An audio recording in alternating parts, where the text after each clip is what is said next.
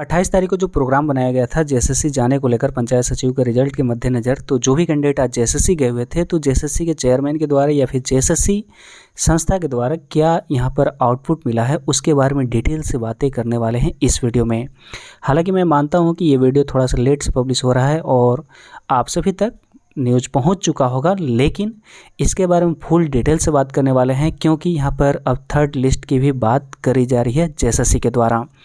तो third list किस तरह से प्रिपेयर किया जाएगा और कब तक पब्लिश होगा, और जेएसएससी के द्वारा जितने भी कैंडिडेट हैं उन सभी के मद्देनज़र सभी के हित में कार्य किया जा रहा है। तो इसमें अब जो भी कैंडिडेट हैं जो 11 ज़िले से बिलोंग करते हैं या फिर 13 ज़िले से बिलोंग करते हैं, तो उनमें जो भी मेरिटोरियस कैंडिडेट हैं उन सभी के मद्देनज़र जेएसएससी का स्टैंड जो है पॉजिटिव समझ सकते हैं, क्योंकि जो भी सीटें खाली रह जा रही हैं उसके रिगार्डिंग अब जो है थर्ड लिस्ट निकालने की बात कहा जा रहा है जेएसएससी के द्वारा। तो किस तरह से निकाला जाएगा इसके बारे में विस्तार से जानने वाले हैं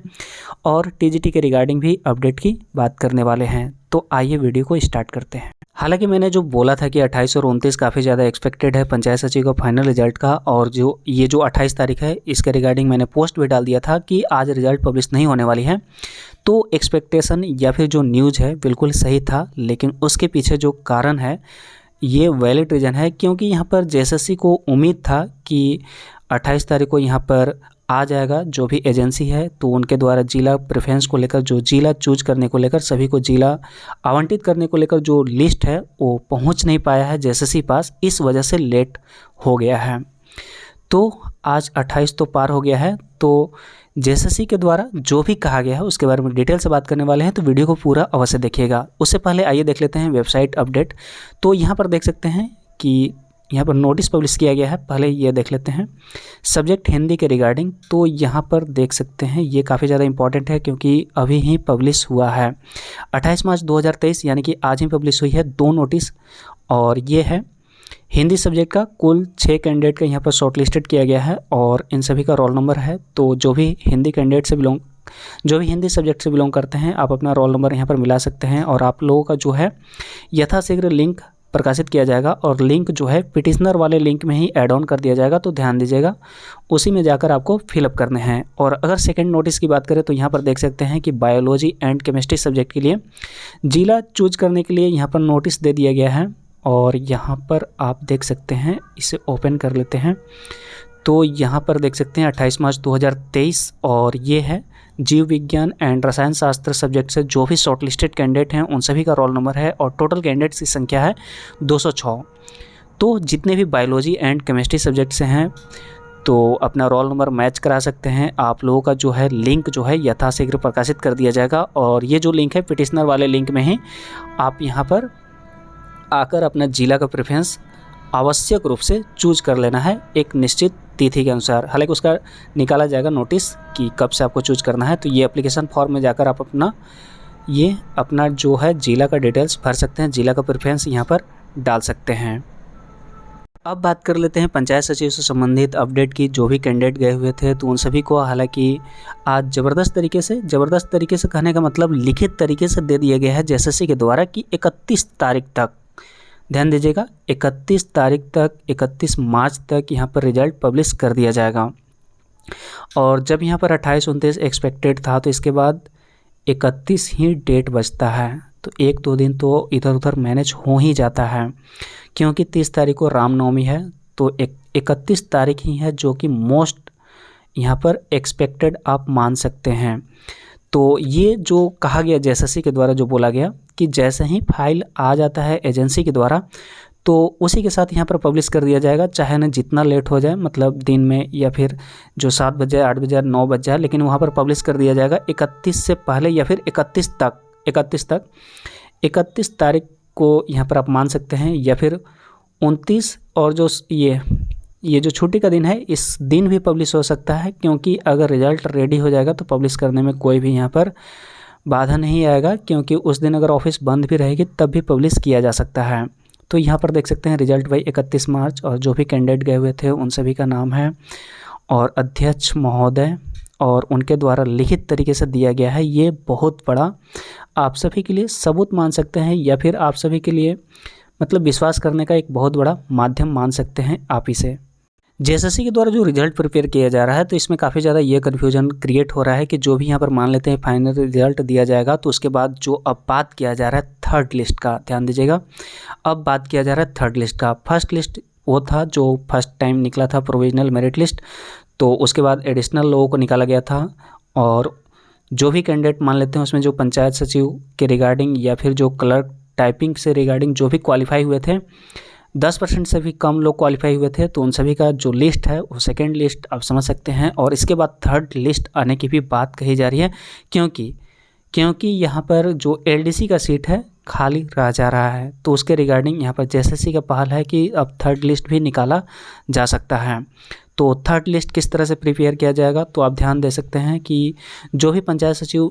क्लियर हो जाएगा कि ज्वाइनिंग नहीं करने वाले हैं, तो अगर वहाँ पर सीट वैकेंट होता है, क्योंकि पंचायत सचिव का लगभग सीट जो है फुल हो गया है, तो अगर यहाँ पर सीट वैकेंट होता है तो उस सीट को अगले लिस्ट में प्रकाशित कर दिया जाएगा, यानी कि उसमें जो भी क्रमागत नीचे से कैंडिडेट होंगे उनका लिस्ट दे दिया जाएगा। अगर वे सीपीटी क्वालिफाई होंगे तो उनका ऐसे ही आ जाएगा, मतलब क्वालिफाई कर जाएंगे निश्चित तौर पर। और अगर वे सीपीटी मान लेते हैं कि जो नए कैंडिडेट हैं तो उनका हो सकता है कि आयोजित किया जा सके उनके लिए कंप्यूटर का टेस्ट। तो जो भी, एक बात ध्यान दीजिए कि जो भी कैंडिडेट हैं जिनका सिलेक्शन नहीं हुआ है, अगर आपके मार्क्स, हमारी तरफ से थोड़ा सा हिंट है कि अगर आपके मार्क्स जो है 350 प्लस हैं तो आप सीपीटी टेस्ट या फिर जो कंप्यूटर ये जो टाइपिंग टेस्ट है तो इसका साथ ना छोड़ें, क्योंकि आपका जो है नेम थर्ड लिस्ट में आ सकता है, और थर्ड लिस्ट में आने के बाद आपको बिल्कुल भी मौका नहीं मिलने वाला है इसका प्रिपरेशन करने के लिए। तो अगर आप पहले से रेडी हैं तो आपके क्वालिफाई करने के चांसेस काफ़ी बढ़ जाएंगे, क्योंकि यहाँ पर आपने देखा होगा कि जो सेकेंड लिस्ट निकाला गया उसमें मात्र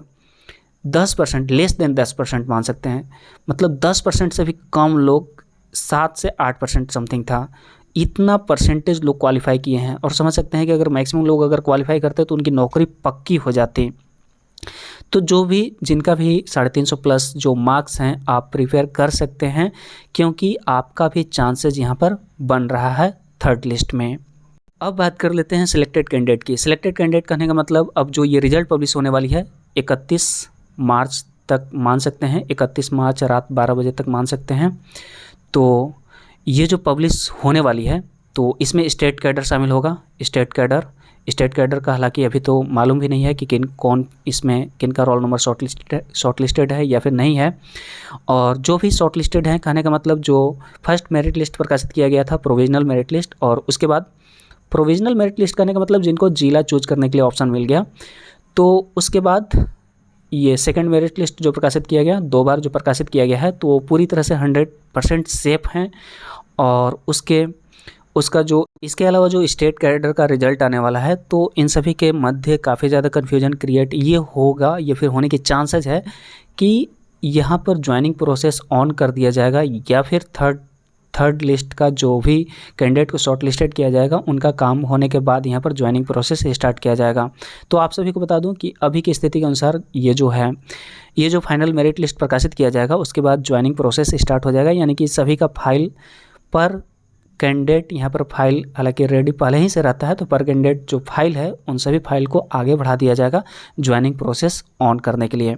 यानी कि एक तरफ से ज्वाइनिंग होने लगेगा, और ज्वाइनिंग के क्रम में जो कैंडिडेट यहाँ पर नहीं ज्वाइन करते हैं तो हो सकता है कि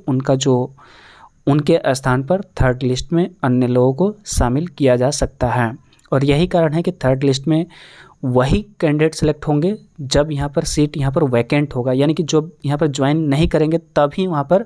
चांसेस बनता है नए कैंडिडेट का, अन्यथा यहाँ पर सीटें लगभग फुल हो गई है पंचायत सचिव का। ज़्यादा चांसेस है अब एलडीसी के रिगार्डिंग थर्ड लिस्ट पब्लिश होने की जेएसएससी के द्वारा। हालांकि एक बात और यहाँ पर जेएसएससी के द्वारा आया है जिसका चर्चा मैंने पहले के कई तमाम वीडियो में किया है, हालांकि रिजल्ट आने से पहले भी किया था, कि जो यहाँ पर 11-13 के मध्य जो यहाँ पर बांटा गया है, 13 को रिजर्व किया गया है, तो जब यहाँ पर स्टेट मेरिट बन रहा है तो निश्चित तौर पर इनको बेनिफिट कहीं ना कहीं मिलने वाले हैं। और यही कारण है कि कई कैंडिडेट जब यहाँ पर कमेंट करते थे कि मैं टाइपिंग क्वालिफाई हूँ तो क्या मेरे चांसेस हैं यहाँ पर एलडीसी बनने का, तो उनको ये रिप्लाई मिल रहा था कि आपके चांसेस काफ़ी ज़्यादा हैं, मतलब 90+ % हैं कि आपका सिलेक्शन हो जाएगा जब आपने टाइपिंग क्वालिफाई किया है। तो ऐसे कई कैंडिडेट हैं जो टाइपिंग क्वालिफाई हैं लेकिन उनका सिलेक्शन नहीं हुआ है। तो आखिर इसका रियलिटी क्या है और उसका मेन रीज़न क्या है? तो उसका मेन रीज़न ये है कि आप टाइपिंग क्वालिफाई हैं और आप मान लेते हैं कि शॉर्ट लिस्टेड थे पहले। तो पहले जो शॉर्ट लिस्टेड थे वो जिला वाइज था और जिला वाइज रहने के कारण आप शॉर्ट लिस्टेड हो गए थे, जो भी आपका पार्टिकुलर डिस्ट्रिक्ट होगा उस डिस्ट्रिक्ट से। लेकिन जब यहाँ पर स्टेट मेरिट यहाँ पर जब प्रिपेयर किया जा रहा है तो आपके जो मार्क्स हैं, जो और भी जो 11 ज़िले से बिलोंग करते हैं जो सिलेक्टेड नहीं थे, तो उनके मार्क्स आपसे ज़्यादा थे। इस वजह से आपको होल्ड पर रखा गया या फिर आपका जो रिज़ल्ट है पब्लिश नहीं किया गया। बस यही रीज़न है। तो जब यहाँ पर थर्ड लिस्ट प्रिपेयर किया जाएगा तो आपके काफ़ी ज़्यादा चांसेस बन जाएंगे सिलेक्शन की। उम्मीद है अब तक आपके सारे कन्फ्यूजन क्लियर हो गए होंगे। तो अगर इसके अलावा अगर आपके मन में और भी कोई क्वेरी हो तो उसका कमेंट कर सकते हैं, उसका समुचित उत्तर दिया जाएगा। और जो भी कैंडिडेट ये क्वेश्चन मार्क उठाते हैं कि ये जो प्रेडिक्शन है कहीं ना कहीं गलत है, तो ऐसा बिल्कुल भी नहीं है। ये जो प्रेडिक्शन किया जाता है ये बारिश का मौसम के आधार पर आप मान सकते हैं कि बारिश के मौसम का जो अनुमान लगाया जाता है साइंटिफिक तरीके से, तो हालांकि अनुमान सही रहता है लेकिन कभी कभार हो जाता है कि बारिश कभी हो जाता है कभी नहीं भी होता है, तो आशा के अनुरूप कभी कभी नहीं हो पाता है। तो इसका मतलब 2-3 दिन 1-2-3 दिन इतना तो मैनेज कर ही सकते हैं। हमारी कोशिश यही रहती है कि हमारे पास जो भी न्यूज़ पहुंचता है या फिर जो भी प्रेडिक्शन की चांसेज हैं या फिर जो भी एनालाइज किया जा सकता है उन सभी को आप सभी तक पहुंचाने की बस यही कोशिश है। तो यही है कुल मिलाकर। तो मिलते हैं नेक्स्ट वीडियो में नेक्स्ट अपडेट के साथ। Thanks for watching and wish you all the best.